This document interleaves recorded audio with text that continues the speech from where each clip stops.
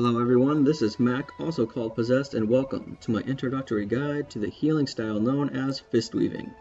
Here I will be teaching you how to effectively fistweave and show examples of its uses, as well as share with you some very useful macros and build ideas. Fistweaving will be even more viable in the coming expansion, so preparing for it now is very important.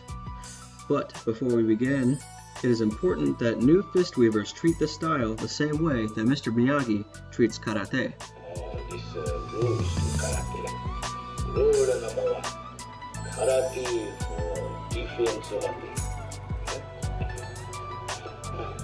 Rule number 2, first learn rule number 1.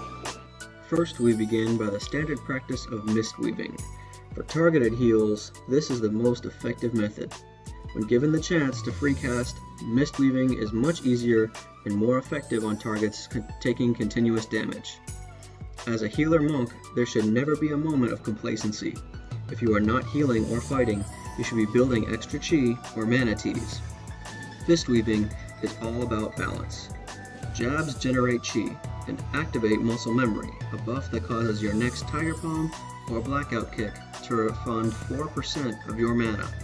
Keeping your Jade Serpent statue active will increase the amount of heals on your teammates within its range, so always keep it up. Since jab is so expensive on your mana pool, you should never cast it twice in a row. If you need to build more chi, casting Renewing Mist or Expel Harm is far more effective. Tiger Palm's buff increases your damage, which increases healing. Additionally, 5 Tiger Palms grant a free and instant Surging Mist. That's a free heal and extra chi. Blackout Kick grants Serpent's Zeal, which causes your auto attack to heal as well. Blackout Kick may also strike 4 nearby enemies, and more damage means more healing. Eventually, you will learn to defend yourself against multiple enemies at once. Slowed down, you can see that I alternate my chi building and spending skills. Holding on to extra chis makes it easier to keep your character active. This is called banking.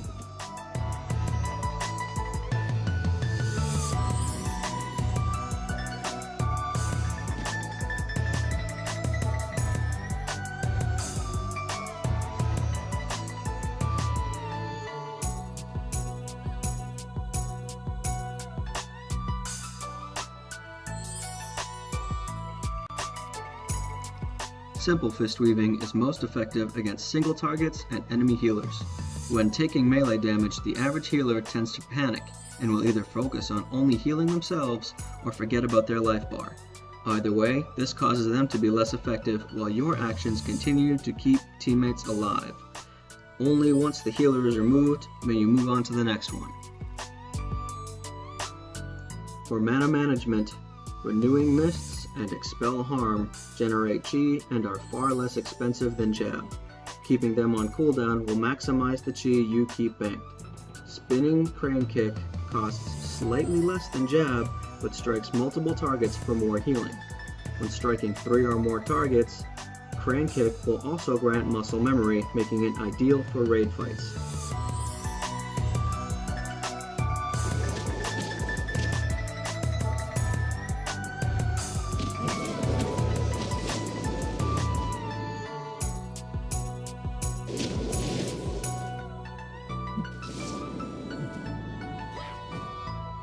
By including your talent heal, you will cause a seemingly endless storm of damage and heals. Throw in a few mana teas in between strikes, and this, my apprentice, is the way of the fist.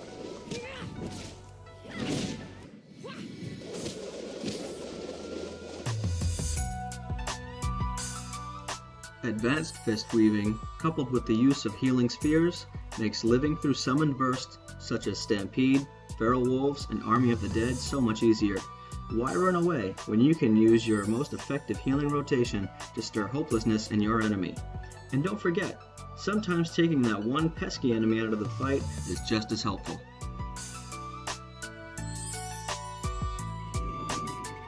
Survival macros are phenomenal, especially when paired with a trinket.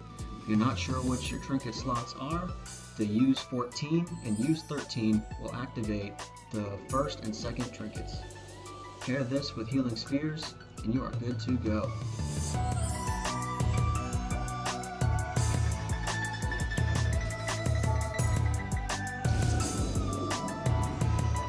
Spellsovers make it easy to affect other players without switching targets. The Stop Casting Interrupt macro keeps you from getting stuck in a channeled ability.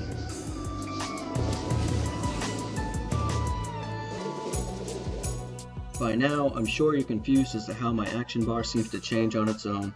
These three macros automatically change depending on your target, and by default the Alt key will target yourself.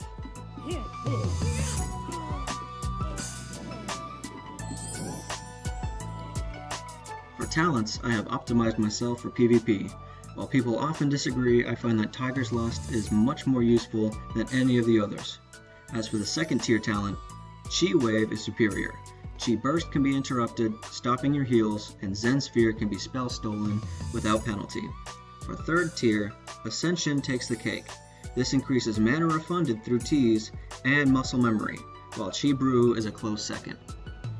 Fourth tier is playstyle dependent. I prefer to switch between Ring of Peace for utility and Oxwave for its stopping power.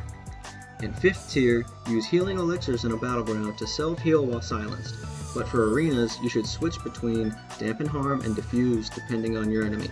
Diffuse is my personal favorite as it makes casters hurt themselves. And for bottom tier, nothing compares to Zoan. Burst damage, burst healing, stealth popping, aggro taking, and you can put Ring of Peace on them. Chi Torpedo is great for vanilla style kiting, but why kite when you can just make people run for their lives? As for glyphs, nothing is a bigger lifesaver than Life Cocoon. Surging Mists is perfect for the ones you get from the instant cast, giving you one less thing to think about. Renewing Mists gives your heals a longer range, making it another no-brainer. Fortifying Brew weakens your survival macro, so don't use it. If you want to switch one out, I recommend Mana Tea for raiding and Nimble Brew for PvP. Touch of Death is also great since it cuts the chi cost, but it's only good for raiding, not PvP. Minor glyphs of Water Roll and Spirit Roll actually make a huge improvement on your game, and Zen Flight could save you from accidentally falling from a mount or getting blasted off a ledge. Eventually, you'll be strong enough to make enemies run from you in fear. It's tempting to chase after them, but remember, your job is to heal, not to kill. Sometimes it's fun to chase people down, but only if they're around teammates. Your number one focus should be on saving your team, not crushing the souls of others. Although, sometimes even untempting. This concludes my guide to Fistweaving. Now get out there and kick some ass.